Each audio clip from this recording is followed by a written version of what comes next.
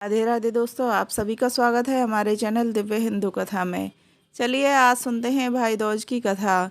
यह त्योहार दिवाली के बाद दूज को मनाया जाता है।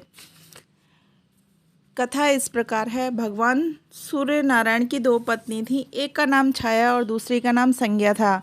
दोनों के एक एक पुत्र और एक एक पुत्री थे। संज्ञा के पुत्र का नाम यमराज था और पुत्री का नाम यमुना था।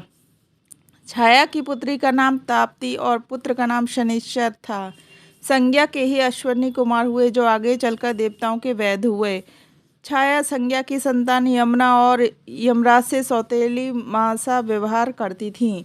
इस बर्ताव को देखकर यमराज ने संयमनीपुरी छोड़कर यमलोक बसाया और पापियों को दंड देने का कार्य शुरू कर दिया। यमुना ने देखा कि भाई यमराज यहाँ से चले गए हैं, अब मैं क्या करूं, यह सोचकर वह तप करने बैठ गई और श्री कृष्ण को पति रूप में पाने के लिए मथुरा में विश्राम घाट पर आकर रहने लगी। जब बहुत दिन बीत गए तब एक दिन यमराज को अपनी बहन यमुना की बहुत याद आई। यमराज ने यमुना को ढूंढने के लिए चारों तरफ अपने दूत भेजे। यमदूत ढूंढते ढूंढते मथुरा आए, परंतु यमुना कहीं न मिली। बेचारे यमदूत डरते डरते यमपुरी पहुँचे और यमराज को यमुना के ना मिलने का समाचार कह सुनाया। फिर यमराज अपने यमपुरी से स्वयं चलकर मथुरा आए और यमुना को ढूंढते ढूंढते विश्राम घाट पर पहुँचे।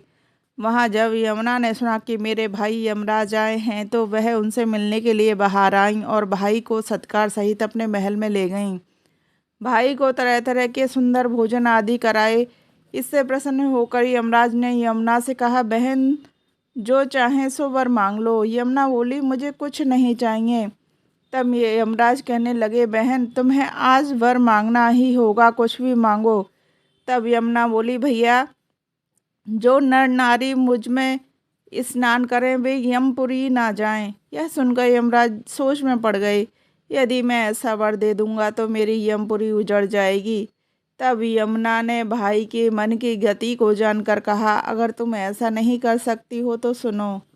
जो भाई आज के दिन बहन के साथ यहाँ भोजन करे और बहन उनके माथे पर टीका करे तथा बहन के साथ इसी घाट पर मेरे जल में स्नान करे, वह यमलोक को ना जावे। यह सुनकर यमराज प्रसन्न होकर बोले, तथास्तु, यह बात मुझे स्वीकार है। इस दिन जो भाई बहन तुम्हारे जल में एक दूसरे का हाथ पकड़कर स्नान करेंगे, बहन के घर भोजन करेंगे और बहन भाई के माथे पर टीका करेगी, उन्हें स्वर्ग की प्राप्ति होगी। उन्हें मैं यमलोक में नहीं लेकर जाऊंगा। तो दोस्तों, आपको ये कथा कैसी लगी हमें ज़रूर बताएं और हमारे चैनल को सब्सक्राइब ज़रूर करें। राधे राधे दोस्तों।